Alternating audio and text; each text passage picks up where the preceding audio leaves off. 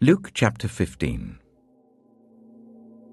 Now the tax collectors and sinners were all gathering around to hear Jesus.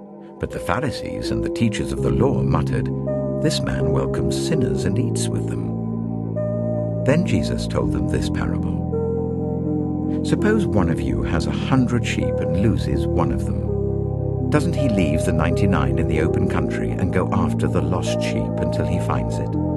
And when he finds it, he joyfully puts it on his shoulders and goes home. Then he calls his friends and neighbors together and says, "Rejoice with me, I found my lost sheep." I tell you that in the same way, there will be more rejoicing in heaven over one sinner who repents than over 99 righteous people who do not need to repent. Or suppose a woman has 10 silver coins and loses one. Doesn't she light a lamp, sweep the house, and search carefully until she finds it?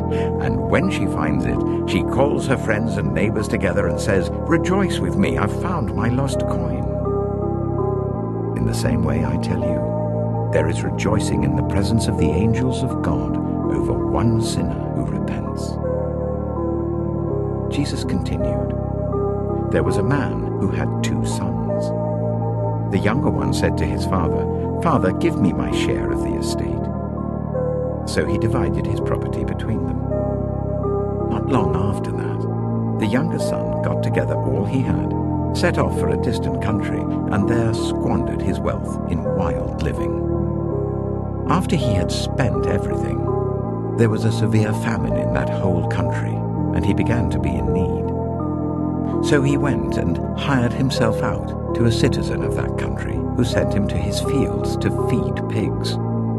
He longed to fill his stomach with the pods that the pigs were eating, but no one gave him anything. When he came to his senses, he said, 'How many of my father's hired servants have food to spare?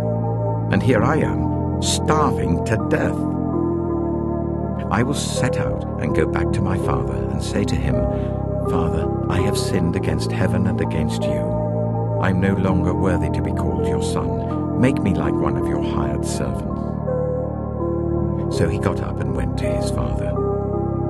But while he was still a long way off, his father saw him and was filled with compassion for him. He ran to his son, threw his arms around him and kissed him. The son said to him, 'Father, I have sinned against heaven and against you. I am no longer worthy to be called your son.' But the father said to his servants, 'Quick, bring the best robe and put it on him. Put a ring on his finger and sandals on his feet.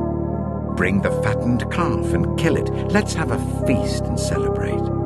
For this son of mine was dead and is alive again. He was lost and is found.' So they began to celebrate. Meanwhile, the older son was in the field. When he came near the house, he heard music and dancing. So he called one of the servants and asked him what was going on. 'Your brother has come,' he replied, 'and your father has killed the fattened calf, because he has him back safe and sound.' The older brother became angry and refused to go in. So his father went out and pleaded with him. But he answered his father, 'Look, all these years I've been slaving for you and never disobeyed your orders. Yet you never gave me even a young goat so I could celebrate with my friends. But when this son of yours, who has squandered your property with prostitutes, comes home, you killed the fattened calf for him.' 'My son,' the father said, 'you are always with me, and everything I have is yours.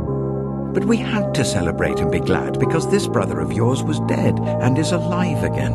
He was lost and is found.'